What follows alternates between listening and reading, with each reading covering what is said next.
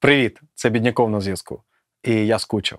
Перед цим, як ви побачите це відео, дуже хочеться попросити вас поставити лайк, підписатися на канал та залишити свій коментар, тому що це вкрай зараз необхідно, особливо для мене. Ми не бачилися з вами більше 5 місяців, і на це є причина. 24 лютого, як всі ми знаємо, Російська Федерація пішла війною на Україну, на незалежну та суверенну державу.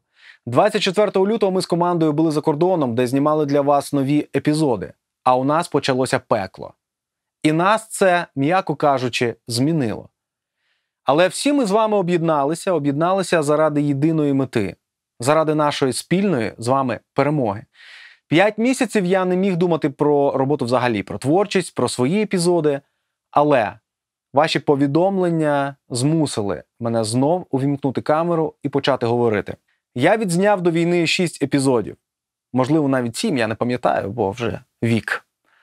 І мені дуже хочеться, щоб ви побачили ці епізоди і принаймні на деякий час змогли трішечки відволіктися від цих новин, які оточують наше життя.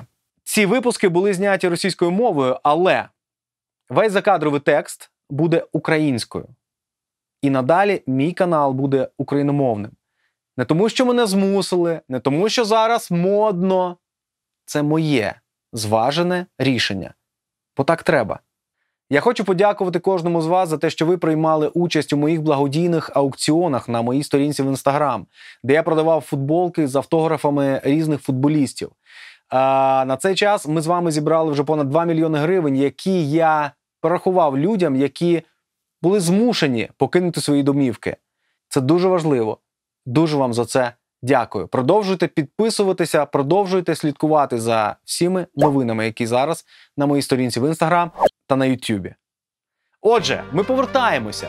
Європейські випуски, їжа, дуже смачна, класні місця, фантастичні страви. Це буде неймовірно смачно та класно. І мені дуже хочеться, щоб ти та ви усміхнулися. Це важливо. Принаймні на трішечки. Приємного перегляду. І пам'ятайте, все буде Україна. Іспанія – це рай для ваших смакових рецепторів. Адже її гастрономія розмаїта. Тут кожен регіон має свої фірмові страви. Не тільки паелью та гаспачо приберегла для вас ця земля. Тому і не дивно, що і в Мадриді є свої унікальні фішки. Це 300. Скільки? Правильно, 300. 300 років тому були засновані найперші ресторани Мадриду, які й досі, на секундочку, працюють. Один із них зараз і покажу, до речі. Міжнародні кулінарні експерти, ось як я, просто в захваті від місцевої кухні. Єдине, що може тут не подобатись, це час роботи закладів. Багато з них взагалі не відчиняються до 13-ї години, а потім ще й зачиняються о 4-й. Щоправда, щоб знов відчинитись для вечері вже після 20-ї. Усі страви, що я підібрав для вас у Мадриді, нелегкі. Взагалі, іспанська кухня цього разу здалася мені досить важкою і жирною. Тут мав би бути жарт про твою колишню, але, пердоньте, друзі, його тут не буде. Сьогодні ніяких легких бранчів і десертів. Тільки мадридський хардкор. Із маленьких закусок будуть лише тапаси, але й тими я напхаюся сповна. Почнемо. Виїжджаємо до першого ресторану, до будинку Петра. Принаймні так назву Каса Педро автоматично перекладає Google Translate. А 1702 – це рік початку роботи закладу. Вообще, само здание 1702 год, а по документациям ресторан начал работать в 1825-м. То есть изначально они работали, видимо, в черную, а потом уже в 1825-м давайте по белому, давайте уже в белую работать. Поэтому, видите, как символично. Самый старый ведущий Украины находится в старом самом ресторане Мадрида. Тоді заклад був корчмою та їдальнею для погоничів мулів, власників ранчо та всіх тих, хто входив або виїжджав з Мадриду. За 3 сторіччя стіни ресторану багато чого бачили і були свідками важливих подій в історії Іспанії. Під час громадянської війни в його підвалах з вином ховалися люди від бомб, а під час війни проти Наполеона ці коридори використовували для втечі від ворога. Коротше, це ніби ідеальне бомбосховище, якщо, звичайно, бомбосховище може бути чимось ідеальним. И еще, что мне очень нравится, это официанты. Взрослые мужички, официанты, вот, к которым заходишь и сразу веришь. Вот они такие седые уже, но они тебе там здравствуйте, здравствуйте, проходите, все тебя посадят. Ну, это, конечно, мені такое очень нравится, так сразу душевно, що ли. Звісно, за ці роки тут побувало багато великих людей. Зокрема, і королі Альфонсо XIII, Хуан Карлос та Феліпе VI. А також королі та королеви своєї справи, як от Ален Делон, Луїс Бонюель та Софі Лорен. Усі вони приїздили, аби насолодитися найбільш типовими стравами цього закладу – поросям і тельбухами, з яких, до речі, я й почну.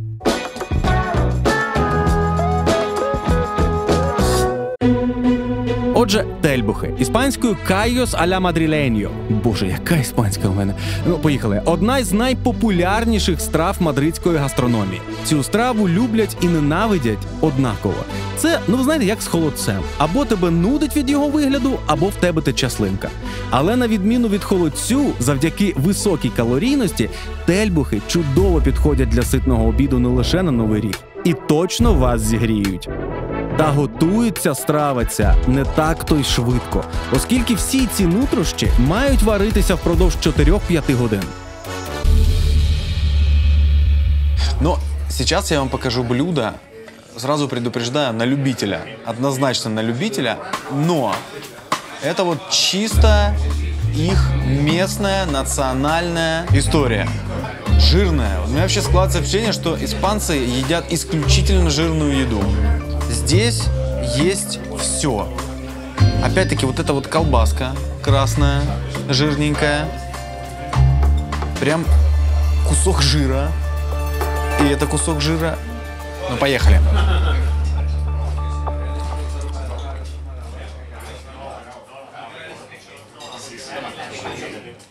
Ну, это неплохо.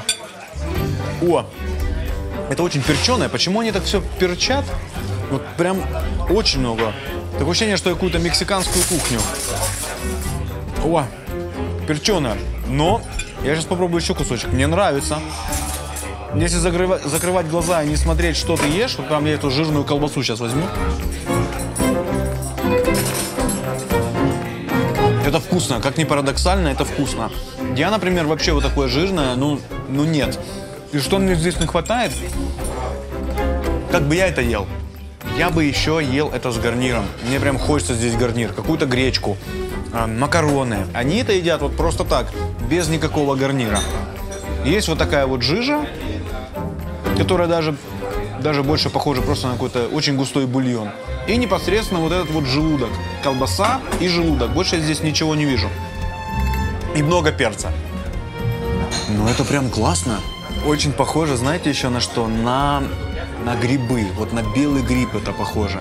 По своей консистенции, вот когда берешь белый гриб, шляпку маринованного, она такая вот скользкая, не к столу сказано сопливая, как я иногда бываю, скользким и сопливым. Вот. И здесь точно так же, только маринованный гриб, он-то холодный, а это теплое. А по сути, как я беру как шляпку белого гриба. Вот реально. Это вкусно. Это вкусно.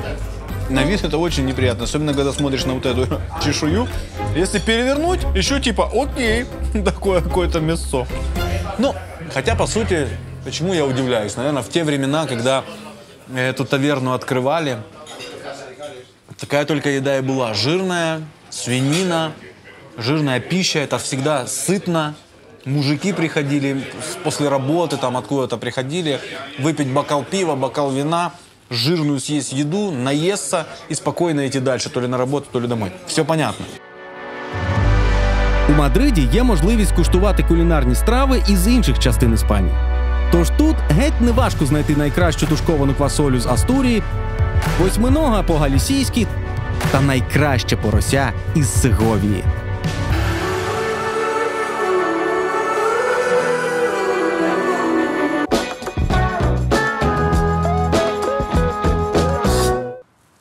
Вибачте, що відволікаю, але це буквально на 1 секунду. А ви знаєте, що я завжди йду в ногу з часом? За цей рік я вже побив 2 світових рекорди. Я нарешті зареєструвався в Твіттері. І у мене тепер, напевно, в останньої людини, в кого з'явилася картка Моно. Блін, треба було раніше, бо Монобанк – це реальна тема. Так видно? Видно картку? В Монобанку мені подобається набагато більше, ніж в Твіттері. Бо тут, на відміну від Твіттера, мене ніхто не називає дебілом, клоуном та довбнем. А ще можу сказати, що служба турботи Моно – це взагалі якийсь космос. Вони здатні виконати будь-яке ваше бажання. Хоча, знаючи про що мріє зараз кожен українець, можу сказати, що все-таки, на жаль, не будь-яке бажання може виконати Монобанк. Але вони над цим працюють. Вони та ЗСУ. Один з інструментів, який наближає нас до перемоги, це Монобанка. І зараз я вам розкажу, як вона працює. Я відкриваю банку з ціллю у 500 тисяч гривень. Бо всі ми знаємо, зима близько. І нам треба зібрати на термобілизну для наших захисників напередку. Я був би не я, якби не пожартував. Збираю напередок, щоб не мерз задок.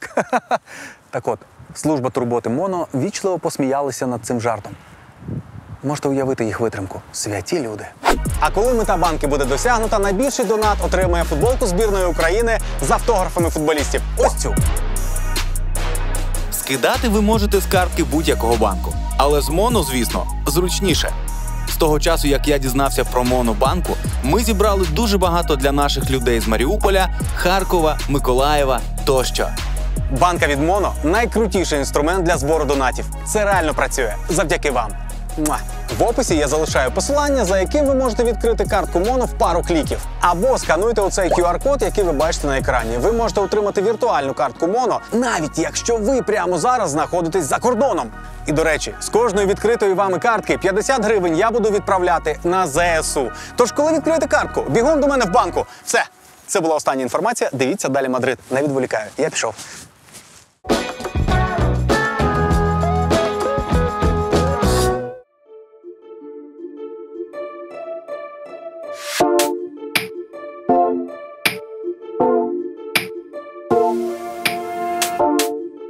Якщо чесно, мені самому було досить важко дивитись на приготування порося.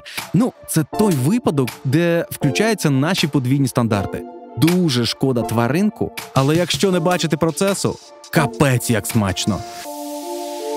I will show you. This is a beef. Oh, wow. Would you like it with ear or without the ear? So cute! With ear? Is it good? Yes. Okay, with Taste ear. it. Okay, my I'll try. recommendation. Okay, no problem. С ухом. Говорит, хотите ухо? Так когда-то у Холлифилда тоже спросил Тайсона. Такая шутка, иди сюда.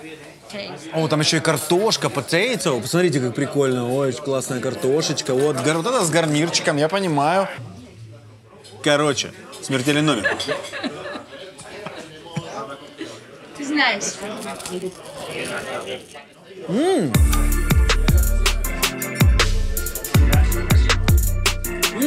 Да, really nice. Очень хрустящее ухо. Очень хрустящее. Как будто вот ты чипс берешь, из пачки чипсов один достаешь, самый хрустящий, самый зажаристый, с беконом. И вот, ну, вкус другой. Вот так, чтобы не ушла вот эта вот хрустящесть, обязательно нужно наливать это не на свинью, а сюда на картошечку. Ни в коем случае соус не нужно наливать на поросенка. Ни в коем случае, тогда не будет этого хруста, и все.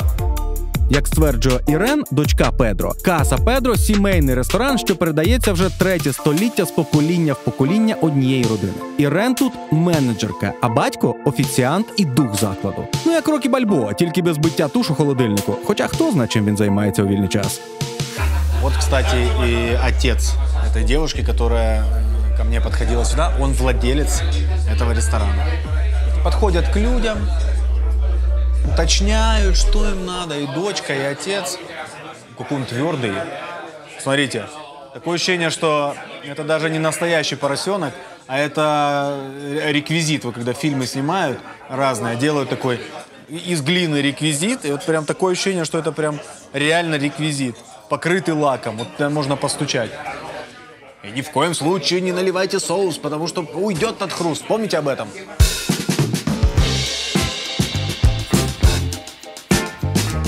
Вот только убираешь вот эту кожицу сверху, и такое нежное, прям мягкое мясо. Нож проваливается буквально в этом мясе.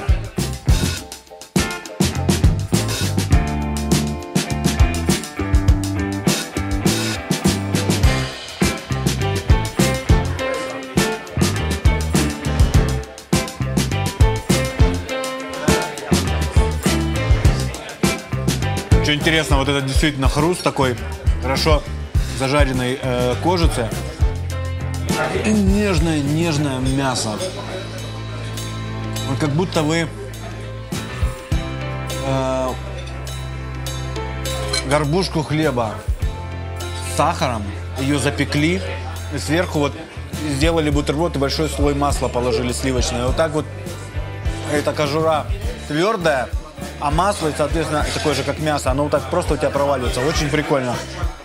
Такой интересный вкус у этого поросенка. Прям молочный вкус. Есть этот молочный вкус. Я думал, это просто называют так молочный поросенок. Но нет, я четко слышу молочный вкус. Да простят меня сейчас все любители природы, животных, все зеленые. Я таким тоже являюсь. Ну, это вкусно. И опять жирная еда. И опять хочется, вот волей-неволей сидишь, хочется какой-то бокал пива, и вот с пивом это пить. Почему так? И Ирена спрашивает, ну что, может, вам бокал вина? Я говорю, нет, вино не надо. В смысле? Как вы не выпьете бокал вина в обед? И вот если посмотреть на всех этих людей, которые сидят сейчас в этом зале, у каждого на столе стоит какой-то алкогольный напиток. То ли вино, то ли пиво, но оно есть. И сейчас обед. Сейчас 2 часа дня. Молочне порося справді має молочний присмак. Може тому, що його вік лише 3-4 місяці, а подекуди всього 28 днів. Мені здається, це якесь нескінченне протистояння поглядів. Етично їсти таке м'ясо чи не дуже? Чи взагалі будь-яке м'ясо, знаючи, як воно потрапляє до вас на стіл? Але сам я люблю, наприклад, якісні стейки і не зміг стояти перед спокусою спробувати нову для себе страву. Тим більше відому на весь світ. Пишіть, будь ласка, у коментарях, ви за чи ви проти вживання м'яса. І поясніть, будь ласка, чому. І попереджаю, в цьому випуску м'ясце ще буде неодноразово. Така кухня в Мадриді геть не вегетаріанська. Ну, особливо, якщо не шукати вегетаріанської. Это же часть культуры прям испанцев. Мне кажется, здесь в Испании нет ни одного человека, который бы не пробовал тапос в своей жизни. Чтобы вы понимали масштаб этой трагедии. Ну, я не беру сейчас во внимание младенцев от 1 месяца там, до года. И то, мне кажется, у них стоит выбор между женской грудью и тапосом. Хотя у взрослых мужиков, мне кажется, в Испании тоже такой выбор стоит, но об этом мы не будем сейчас говорить. И я прямо сейчас дам вам место, где, как мне кажется, вкусные, свежие, четкие испанские тапосы. Взагалі тапас – це малесенькі порції будь-яких гарячих чи холодних закусок різних форм і видів. Багатошарові бутерброди на кружечках багета або четвертинках тосту. Як тут кажуть, кожна господиня вміє з будь-чого зробити зачіску, скандал і тапас.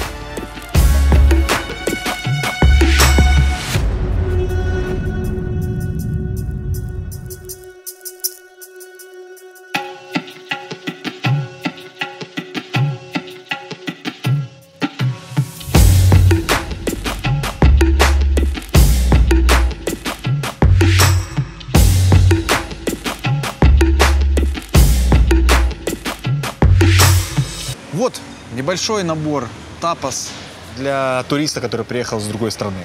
7 наименований я себе взял, ну так, чтобы попробовать разные. И не случайно здесь стоит вот этот красавчик. Не случайно этот красавчик рядом с этим красавчиком. И с помощью этого красавчика вот этот красавчик может стать еще краше, но об этом чуть-чуть позже. Не случайно я это заказал, потому что есть такая теория и легенда, что тапос появились именно благодаря напитку, вот вину или пиву в данном случае, что когда-то давно вот такой вот формой бутерброда, ну, она может быть разная, она может быть круглая. Вообще я себе тапос представляю, это как вот такие круглые большие канапешки, какие мы все знаем. И с помощью вот таких вот канапешек накрывался бокал с вином. А накрывался он для того, чтобы туда, в бокал с вином, не попадали разные насекомые. Мухи і тому подобне. Взагалі це не єдина версія виникнення тапасів. Є ще одна цікава теорія. В 13 сторіччі король Альфонсо X Мудрий видав закон, за яким власникам закладів наказувалося продавати хмільні напої тільки разом з обов'язковою закускою, щоб відвідувачі не п'яніли так сильно на голодний шлунок. Наприклад, шматок хліба клали просто на кухлі з пивом чи вином, як кришечку. Тапас, власне, і перекладається як кришка, ковпачок або шляпа. Ну, як і все, що каже Басков. Я знаю, що в українській мові немає слова шляпа, але я просто хотів сказати, що творчість Баскова повна тапас. Якщо ця історія правдива, то Альфонсо дійсно був мудрий. Давайте начинать. Начнем, пожалуй, вот с этой пиццы. Пробуем. Ой, класс. Круто. При том, что я не любитель артишоков, но здесь вот они хорошо, гармонично. Класс, мне нравится. Ну, это, по сути, это пицца. Хорошее тесто такое прям. Это очень сытно. Мне кажется, вот 3 таких с бокалом пива, и все, и ты готов. Так, это вот свинина. Свинина и соус, похож на терияки, азиатский соус такой. Сладковатый, со специями.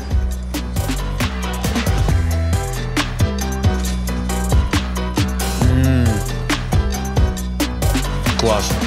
Очень крутая штучка. Сладковатое вот это мясо. Ну, не мясо сладкое, а сладкий сам соус. Булочка, кунжутик. Очень вкусно. Классная вещь. Так, ну, чтобы мухи не залетали, никакие насекомые. Пыль с машин, чтобы не оседала.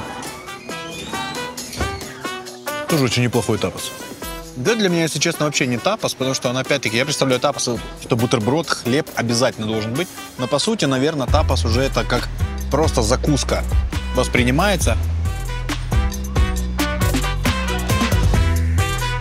О! Вот это идеально к пиву.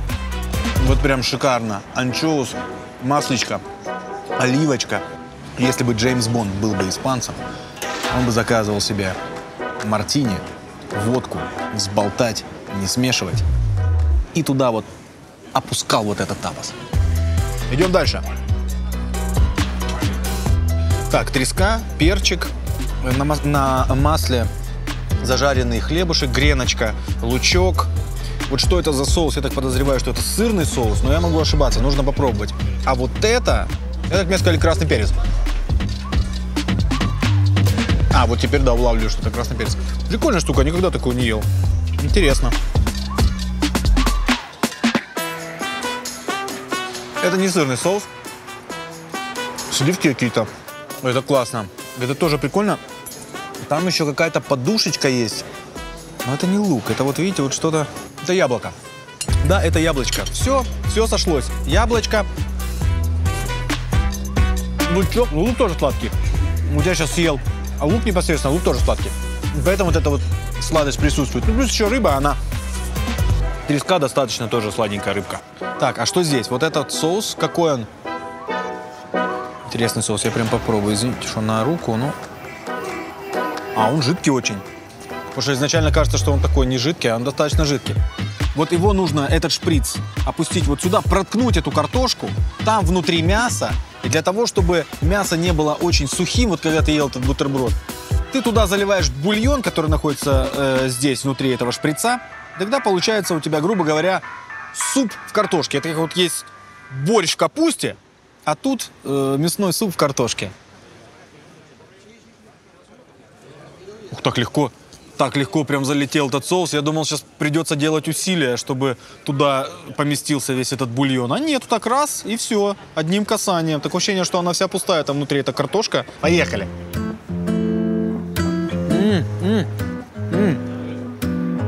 Этот бульон вытекает. Ой, класс, смотрите. Вот оно мясо. Сейчас я его попробую. Вот я его сейчас достану. Это хамон. Это хамон. Сама оболочка из теста. Внутри мясо. Как фарш. Я не знаю, с чем-то. Наверное, с картошкой его перемололи. Мясо с картошкой. Сверху картошка это 100%. И принцип вот такой же, вот когда мы заказываем хинкали и едим их, то тебе нужно укусить и вот этот сок, бульон, выпить, чтобы он не упал тебе ни на штаны, ни на футболку. Это я сейчас себе говорю. Постоянно у меня это происходит.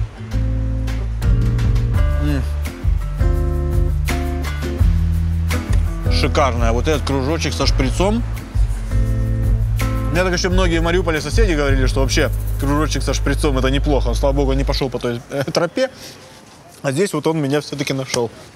Так, ну и вот это, как мне сказали, это хит продаж. Когда мне его выносили, я подумал, что это десерт. Это вот донат и, думаю, кофеечек несут мне. Чашечку эспрессо и донат. Нет, это не так. Из всего этого похоже, что это только чашечка, и это донат. Но внутри начинка вот этой знаменитой испанской похлебки, которая называется как? Да вот так она называется.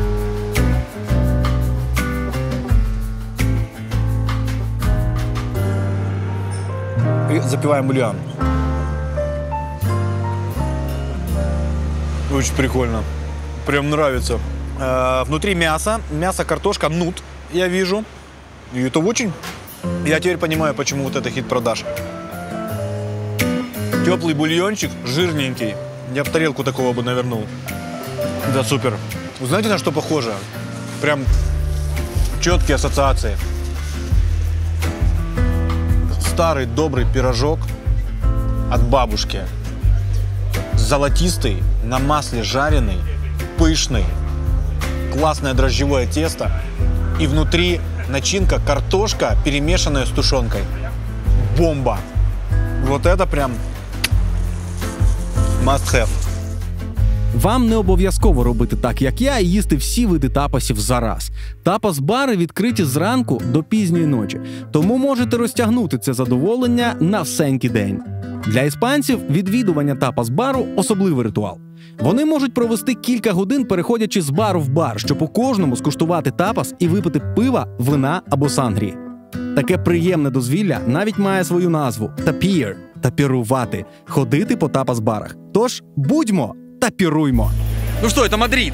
В Мадриде много классных ресторанов, и самое интересное, что все люди, абсолютно все, они помешаны на еде. Вот, ну, любого можно спросить, и он тебе все расскажет, даст все точки. Ну вот, первая встреча. Мальчишка, скажите, а не знаете, где классные рестораны здесь, вкусные?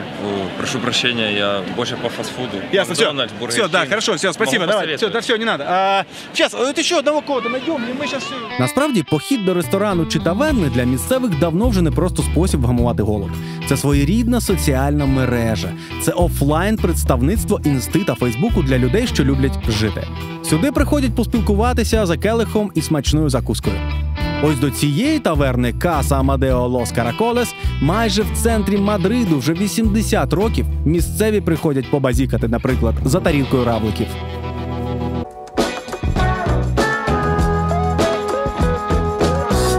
Тут можна скуштувати типові рецепти національної гастрономії, як от бичачий хвіст або мідії чи раки. Але, як кажуть самі власники закладу, їхня флагманська страва – равлику у фірмовому соусі. –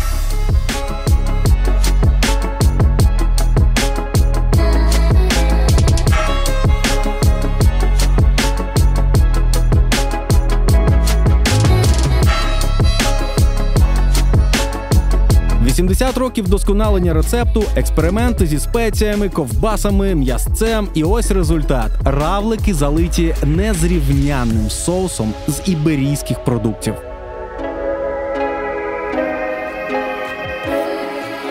Так прикольно наливают пиво, так небрежно, знаете, есть вот такие, которые наливают так аккуратненько, сразу, тут так просто, и мне это так нравится, вот пена стекает, это прикольно, а мне, например, вот это нравится, классно. Да я мог бы слезать, братан. Классный барчик. Но этот бар, он больше вот как кулинарный. Тут не хочется прям заходить и пить, напиваться, накидываться, шуметь. Нет, здесь хочется вот так вот заказать что-то поесть, взять бокальчик пива, пообщаться и пойти дальше. До речі, деякі українські компанії вже кілька років експортують равликів до країн Євросоюзу. Тож, можливо, зараз я їстиму рідненьких українських слимачків під іспанським соусом. Це я так, просто підкреслюю для наших європейських аміго, що це ще один маленький спосіб, яким ми вже інтегровані в Євросоюз. Все это, я думал, будет горячее, но нет, спокойно беру, держу в руках, и очень это выглядит жирным. Вот такая жирная колбаска. Вот. Так, главное не ляпнуть. А я уже ляпнул. И на штаны, и на футболку. Ровно 3 секунды. 3 секунды заказал себе блюдо. Ну что за свинья? Где свинья? Здесь свинина и здесь свинина. Тот случай, когда свинина рядом со свининой. Ну как так? Ну ровно 2 секунды. Ну, Андрюша. Ядрит Мадрид. Любимая моя команда. Так, и сколько тереть вот так? Мне уже холодно. Ну, это хорошо. Это нормально, это хорошо, да? И где-то вот здесь еще.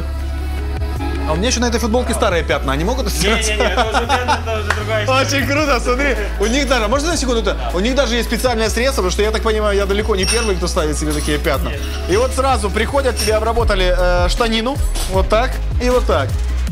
Like this. And you got the best thing is the texture of the shell. Okay. You can chew, it's okay, it's okay. It's not okay, it's okay. It's gonna clean your teeth. Ну, как вариант. Careful. А бульончик, ой, бульончик super very nice. I know. Вау, бульончик супер. Наваристый такой, жирненький, но такой вкусный. И он перченый, достаточно. It's picanto. See? Picanto. It's a garnish, but you can eat it. It's really nice. Yes, very nice. Yes. This is Iberico ham. This one? Yes, that's Iberico ham. That is pure bone О, ham. ой, вот That's это really вкусно. good. That's the flavor of the broth. Where you have the flavor of everything. Is it smoked? It's salty.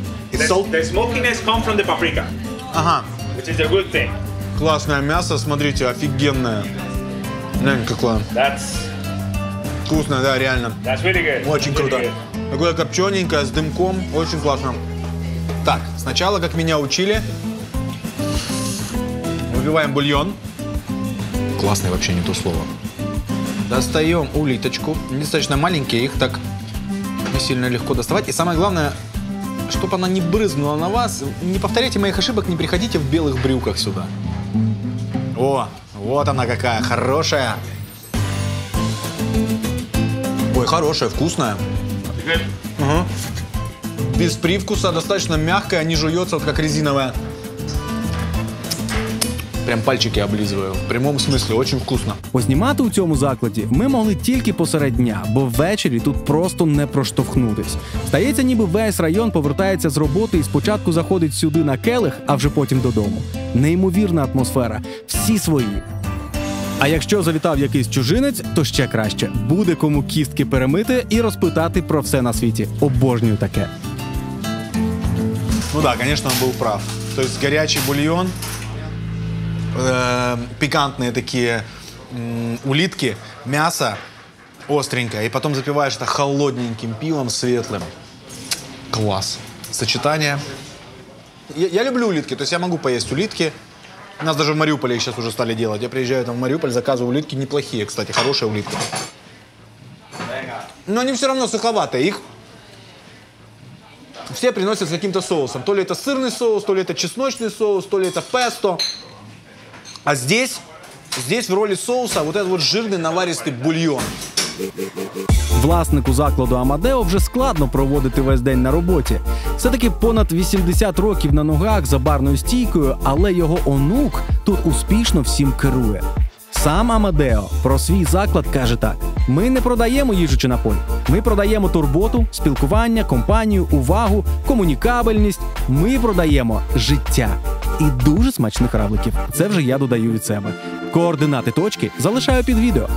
Хороші мої, знаю, вже сил нема їсти, але, будь ласка, остання точка. Обіцяю. На місто опускається ніч, традиційні ресторани знову прокидаються.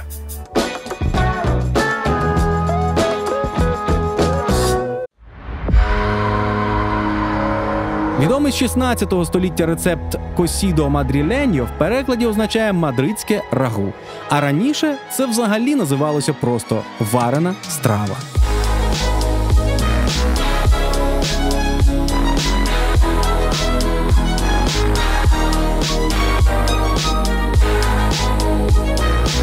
Це ситне їство найбільш популярне взимку. Та в деяких ресторанах його подають впродовж усього року.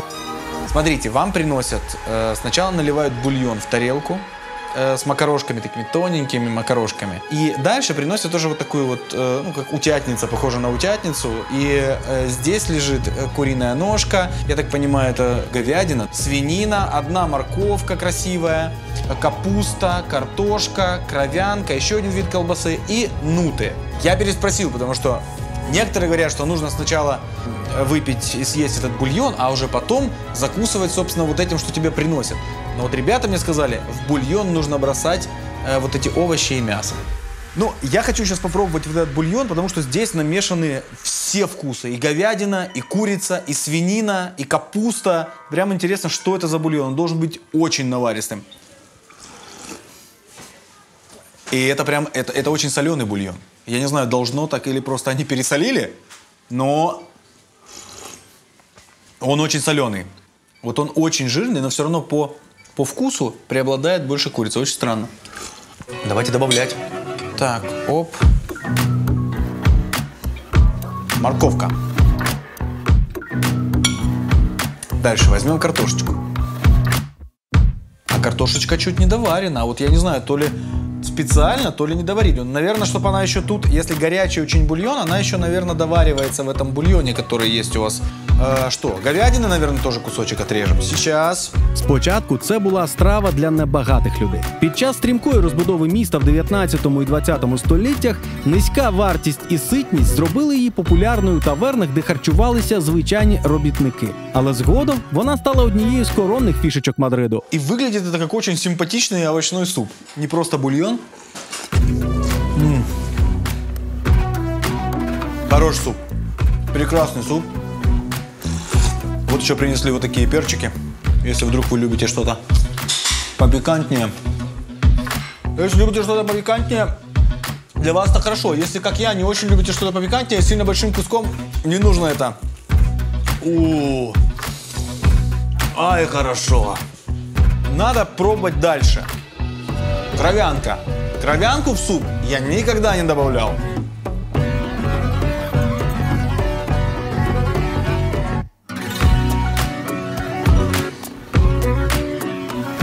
Ну, не так страшно это как выглядит.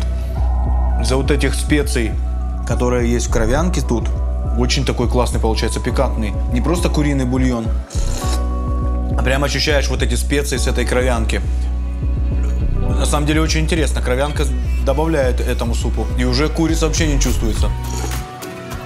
Жидкий. Это мне, например, вот этого больше всего не хватает в путешествиях. Наших жидких супов. Потому что всегда куда-то приезжаешь, и там то ли крем-суп, то ли суп-пюре, то ли настолько густой, что супом это не назвать. А вот это вот старый, добрый, хороший бульончик. И добавляй себе все, что хочешь туда. Все классно, но я когда поворачиваю голову направо, так знаешь, что рассмотреть какую-то деталь. На меня смотрит этот бык, первая реакция, знаешь, хочется секунду куда-то сбежать. Ну реально как-то стрёмно. То у меня еще так в детстве на районе, когда на тебя смотрят быки, это всегда стрёмно. Это надо бежать, ребята. Страва справді ситна, а порція велика. Тому те, що не вийшло з'їсти одразу, можна забрати із собою, а наступного ранку просто розігріти, заливаючи яйцем, що і роблять місцеві. Цій страві вигадали окрему назву – гора Бієжа – старий одяг. Вообще... Давай, иди, Дима. Да я еще целый день голодный, смотрю, как ты кушаешь. Або якщо ти одружений, то питання закрите. Да хотя бы мне вот это забрать. Кровяночка, да, конечно. Ты целый день ела, я ничего не ела. Про гастрономічні точки Мадриду можна знімати ще багато випусків. І цілком можливо, що саме це я і зроблю в майбутньому, після нашої перемоги. А на сьогодні це все. Я сподіваюся, що вам вдалося відволіктися, відпочити, щоб із новими силами боротися за наше майбутнє. Тож підписуйтесь на цей канал та інсту, щоб гуртуватись і не пропускати цікаві подорожі і благодійні аукціони. А поки в коментарях напишіть мені, де ви, як ви. Разом воно якось легше. Діліться. Все буде Україна.